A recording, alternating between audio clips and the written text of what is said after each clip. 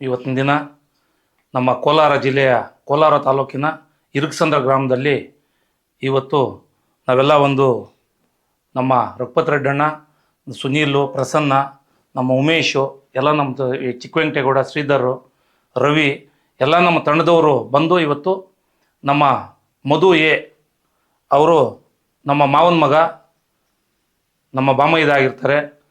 ಅವರು ಇವತ್ತು ನಮ್ಮ ಭಾರತ ದೇಶದಲ್ಲೇ 436ನೇ ರ್ಯಾಂಕು IAS ಇವತ್ತೇನು ಪಡೆದಿದ್ದಾರೋ ಅವರಿಗೆ ನಮ್ಮ ತಂಡದಿಂದ ಅಭಿನಂದನೆಗಳನ್ನು ಸಲ್ಲಿಸ್ತಾ, ಇವರ ಮಾರ್ಗದರ್ಶನ ಇನ್ನೂ ಸುಮಾರು ಜನಕ್ಕೆ ಇವರ ಆದರ್ಶವನ್ನು ಪಡೆದುಕೊಂಡು ರೈತರ ಮಕ್ಕಳು ಇವತ್ತು ಅವರು ತಂದೆಯವರು ಕಷ್ಟ ಬಿದ್ದು ಇವತ್ತು ಏನು ಓದಿಸಿದಾರೋ ಅದಕ್ಕೆ ಇವತ್ತು ಅವರ ತಂದೆ ತಾಯಿಗೆ ಇವತ್ತು ಒಳ್ಳೆಯ ಹೆಸರು ತಂದು ಕೊಟ್ಟು ಅವ್ರಿಗೆ ಒಳ್ಳೆಯ ಒಂದು ಇವತ್ತಾಗಿರ್ತಕ್ಕಂಥ ಖುಷಿ ಅವ್ರ ಜೀವನದಲ್ಲಿ ಯಾವತ್ತೂ ಆಗಿರಲ್ಲ.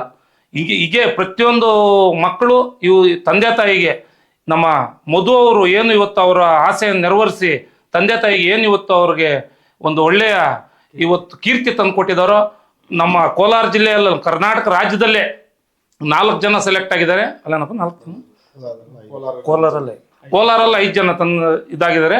ಅವರು ಎಲ್ಲರೂ ಅವ್ರ ಆದರ್ಶವನ್ನು ರೂಪಿಸ್ಕೊಂಡು ಇನ್ನ ಮಕ್ಕಳು ಸುಮಾರು ಇಂಥ IAS IPSಗಳಾಗಬೇಕು ಅಂತ ಹೇಳ್ಬಿಟ್ಟು ಕೂಡ ನಾವು ಅವ್ರನ್ನ ಇದು ಮಾಡಿಸ್ಕೊಂಡು ಪ್ರೋತ್ಸಾಹ ಕೊಟ್ಕೊಂಡು ಇದು ಮಾಡಲಿ ಅಂತ ಹೇಳ್ಬಿಟ್ಟು, ಮತ್ತೆ ನಾವು ನಮ್ಮ ಉಮೇಶ್ ಅವರು ಕೂಡ IRS ಆಗಿದ್ದಾಗ ಏನಪ್ಪ ಹಿಂಗಾಗೋಯ್ತು ಅಂತ ಹೇಳ್ಬಿಟ್ಟು ನಮಗೆಷ್ಟು ಬೇಜಾರಾಗಿರ್ತದೋ ಆದರೂ ಕೂಡ ಅವರು ಇವತ್ತು ಆ ಒಂದು ಛಲ ಬಿಡದೆ ಏನು IAS ಮಾಡಿದಾರೋ ಇದನ್ನು ಎಲ್ಲರೂ ಆದರ್ಶ ತಗೊಂಡು ಇನ್ನೂ ಮಕ್ಕಳು ಇವ್ರಂಗೆ ಇನ್ನೂ ಬೆಳೆದು ಒಳ್ಳೇದಾಗಲಿ ಅಂತ ಹೇಳ್ಬಿಟ್ಟು ಕೂಡ ನಾವು ಭಾವಿಸ್ತಾ, ನಮಗೆ ಒಂದು ಅವಕಾಶ ಕೊಡಬೇಕು.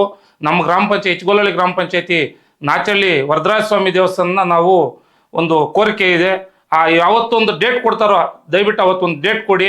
ಅಲ್ಲಿ ನಾವು ಚಿಕ್ಕದಾಗಿ ಪೂಜೆ ಇಟ್ಕೊಂಡು ನಿಮಗೆ ನಾವು ನಮ್ಮ ಕಡೆಯಿಂದ ಒಂದು ಸನ್ಮಾನ ಮಾಡಬೇಕು ಅಂತ ಹೇಳ್ಬಿಟ್ಟು ಕೂಡ ನಾವು ಕೋರ್ಕೊಳ್ತಾ ನನ್ನ ಮಾತನ್ನು ಮುಗಿಸ್ತಾ ಇದ್ದೀನಿ. ನಮ್ಮ ಅಭಿನಂದನೆಗಳಿಗೆ ನಮಗೆ ಕಾಲಾವಕಾಶ ಕೊಟ್ಟು ಇವತ್ತು ಇದು ಮಾಡಿದ್ದಕ್ಕೆ ಬರಮಾಡ್ಕೊಂಡಿದ್ದಕ್ಕೆ ಎಲ್ರಿಗೂ ಅಭಿನಂದನೆಗಳು ಸಲ್ಲಿಸ್ತಾ ನನ್ನ ಮಾತು ಮುಗಿಸ್ತಾ ಇದ್ದೀನಿ.